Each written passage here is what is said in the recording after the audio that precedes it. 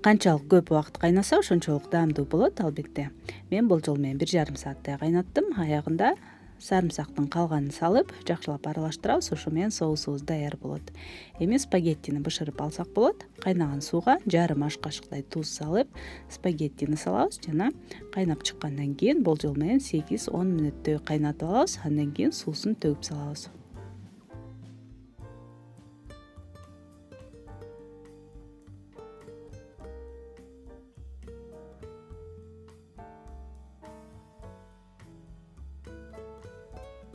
Суусун төгөрүбүз менен бири-бирине жабышып кетпеш үчүн майлап койсок болот. Ошондой эле соустун бетиндеги майды калкып алып, ширеси менен чогуу бир аз куюп, жакшылап аралаштырып салсак, камырыбыз дагы даамдуу болот.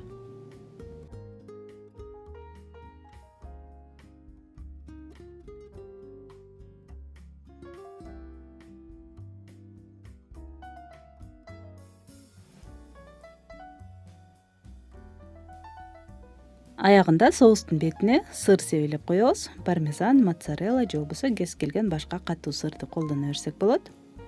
Көк чөптөрдөн болсо, базилик болсо жакшы. Эгер базилик жок болсо, мен жөн гана сельдерейдин жалбырагы менен кооздоп койдум. Ошо менен тамагыбыз даяр болду. Достор, эгер бүгүнкү видео жакса, пайдалуу болгон болсо, сөзсүз түрдө лайк басып, комментарий калтырып, каналыма катталганды унутпаңыздар. Көргөнүңүздөр үчүн чоң рахмат. Кийинки видеолордон көрүшкөнчө.